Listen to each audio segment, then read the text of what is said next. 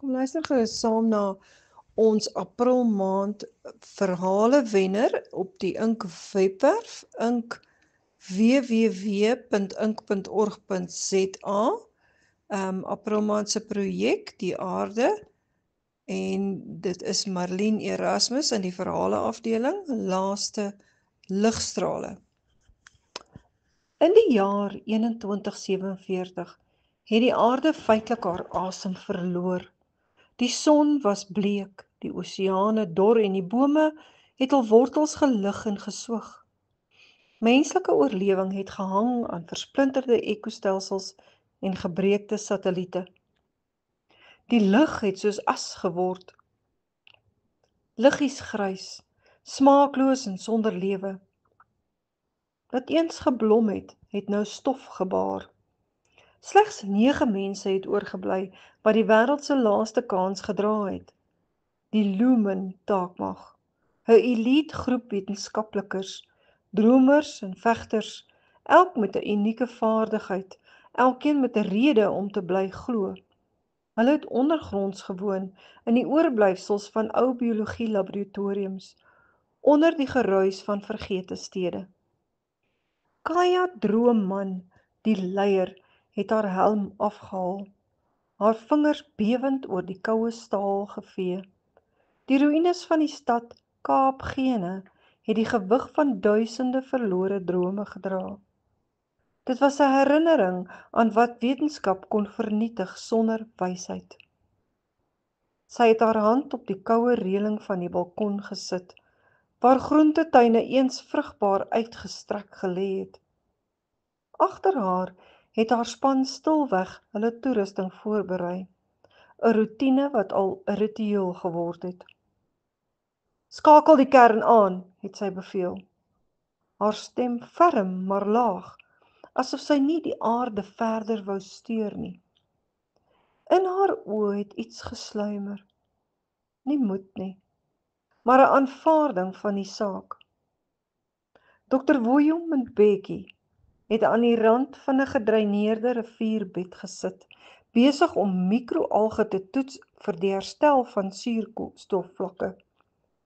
Sy oë het geblink, nie van optimisme nie, maar van 'n rustige aanvaarding. Hul plan sou of werk, of alles sou finaal vergaan. Sy vingers was skurf van jare se werk met ontbinde stowwe. Sy asem stadig en berekend. Die vlakke is baie laag, het hy gemompel, maar dit kan herstel, as ons lank genoeg leef om dit te sien gebeur. In die laboratorium het Anara Zaal haar vingers oor 'n holografiese sleutelbord laat gly. Ek het die ou regering se data model gekraak. Die Lumen kern is nog aanlyn, maar daar is 'n versperring, 'n selfdenkende een. Sy het vinnig beelde laat opvlam, 'n netwerk van bewussyn en seinkodes wat reageer op menslike emosies. 'n Bewustheid? Het Kaya gevra, haar oë nou skreefies. Meer as dit, het Anara geantwoord, 'n oordeel. Dit vra ons nie net hoekom ons veg nie, maar of ons bereid is om meer te gee as wat ons ooit kon voorspel, het sy gesê, haar stem stadig amper breekbaar. Om hul gemoedstoestande te toets, het Anara voorgestel hulle skakel die emosionele simulator aan, 'n ou toestel wat vroeër vir terapie gebruik is. Elke lid moes 'n traumatiese herinnering herleef. Min het sy herinnering met 'n sagte sug beleef. Die klein hand van die dogtertjie wat hom gered het, haar oë vol vrees, maar ook vertroue. Die toestel het 'n ligte trilling gegee. Empatiese kapasiteit hoog. Die ander het gesukkel. Lira het in trane uitgebars toe sy die beeld van haar ou klas sien. Kinders met blink oogies en vuil voete, lachend, toe die lug nog skoon en veilig was. Wojo het hard begin asemhaal, toe hy die verdwyning van sy ouerhuis moes aanskou. Die vloer wat letterlik onder hom weggeruk is deur 'n suurreënvloed. Later, rondom 'n hittekern, het die span saam geëet, 'n mengsel van algeproteïene en gehidreerde vrugte. Die klein hittekern het soos 'n eensame lig geskyn in die duisternis van die koue metaalmure. Hulle het stadig gekou aan die gehidreerde vrugte, 'n nasmaak van 'n lewe wat amper vergete was. Elke hap het hul gedeelte lot bevestig. Oorlewing, maar met 'n onseker prys. Tussen die koue metaalmure het Mien 'n speletjie voorgestel. Wat sal jy doen as ons slaag? Ek sal weer 'n skool begin, het Lira gesê, haar oë blink. Ek sal vir elke kind 'n kans gee om te groei, selfs al is daar net 5. Ek sal gaan sit op 'n heuwel en wag vir sonlig, het Wojo gesê. Kaya het stil gebly. Sy het aan haar suster gedink, aan hoe die stof haar oë gevul het, hoe sy niks kon doen nie. Ek sal elke dag onthou dat ons amper opgegee het sy uiteindelik sag gefluister. Toe hulle gereed was vir 'n laaste poging om die kern te aktiveer, het Tariq El-Salem, hul stil beskermengel, voorgeloop. Hy het elke tree getoets vir myne of strukturele swakheid. Sy littekens was patrone van ou oorloë. Hy het min gepraat, maar sy teenwoordigheid was soos graniet. Solied, stil en altyd daar. Hy het net vinnig geknik toe hy Kaya se blik ontmoet. Min, die supersoniese robot met 'n menslike siel, het die kabels herlaai. Hy was oorspronklik ontwerp om soldate te vervang, maar 'n kind het hom gered uit 'n wrak uit. Daar het iets in haar aanraking hom verander. Die Lumen-kern wag, het hy saggies gesê, maar dit wil weet of ons menslikheid die moeite werd is om te bewaar. Hoe meet jy iets soos hoop? Het Lira nam sy gesig. Haar hand op die metaalkus van die vors, 'n robot wat sy self gebou het van ou masjienonderdele en herinneringe. Sy was eens 'n robotika-onderwyseres, nou die enigste een wat kon droom van masjiene met harte. Sy het haar oë gesluit en gefluister. Hoop leef in dade, nie in data nie. Soren Lex, die taalontleder, het begin kommunikeer met die kern.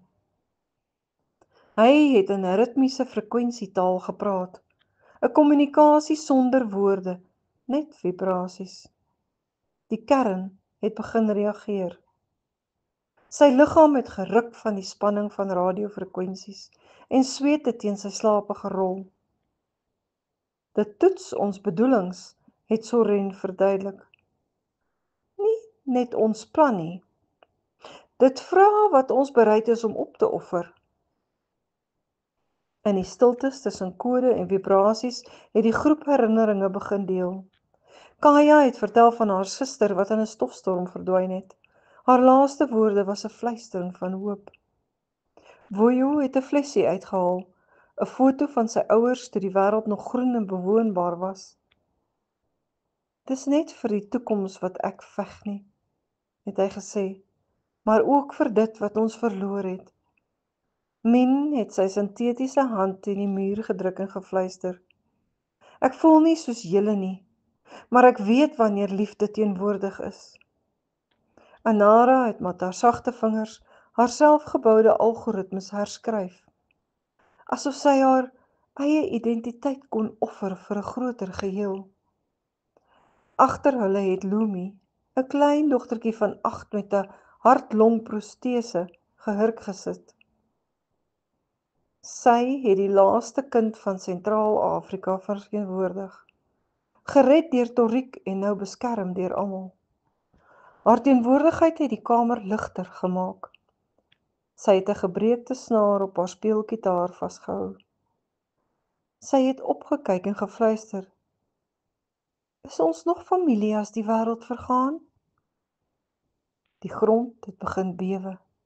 Die kluis het toegeslaan. Toriek het homself voor Kaja gegooi, 'n oomblik waar tyd gaan stilstaan het. Die staalbalk het sy bors deurboor, maar sy blik het haar gevind, ferm en onwrikbaar. Maak klaar, het hy gesug. Sy stem 'n fluistering van opoffering. Kaja het 'n gil probeer onderdruk, haar hande bewend op die koue vloer. Kaja het by haar vriend gekniel. Haar lippe het gebewe, maar geen woorde het uitgekom nie. Min het die finale kode ingevoer, terwyl Wojo die algeoortapping in die kern laat invloei het. Anara het die laaste skakel geaktiveer met bewende hande. In daardie oomblik het die Lumen-kern geaktiveer. Aanvanklik was daar stilte. 'n diep, spanningsvolle stilte wat soos alles omvou het, soos die wêreld was wag om weer te begin asemhaal. Toe het 'n lig deur die aarde gepols. Nie skerp nie, maar sag en ritmies, soos golwe wat stadig oor 'n rustige strand breek. Dit was asof die lug deur die bodem van die aarde gereis het, soos 'n hartklop wat vir die eerste keer weer lewe bring. Die grond het warm begin voel, 'n sagte vibrasie wat beloftes van herstel fluister. Dit was nie net 'n masjien se werk nie. Dit was die krag van hul opoffering wat deur die kern uitgestraal het. En met elke pols het die aarde 'n sug van verligting gegee. Amper soos 'n dankbare asem wat terugkom na 'n liggaam wat lank te stil was. Bome het begin asemhaal. Water het soos kristal deur ou riviere gestroom. Kinders het weer begin lag sonder suurstofmaskers. Die kern het geantwoord. Nie op hul slimheid nie, maar op hul opoffering. Dit was nie hul tegnologie nie, maar hul menslikheid wat die aarde gered het. Weke later het die lug skoon geword. Die oseane het begin bloei met lewe. Die eerste sonneblom het oopgevou naby Kaapgene. Boodskappe is gestuur na enige oorlewende buiteposte. Lumen is aan, die aarde leef, kom huis toe. In 'n museum van die nuwe wêreld het 'n portret gehang. 9 mense. Geen helde gesigte nie. Net gewone mense met skadu's in hul oë. Wat helder genoeg geskyn het om die wêreld weer aan te skakel. Kinders het begin lag, nie van onkunde nie, maar van hoop. Die soort lag wat die aarde laat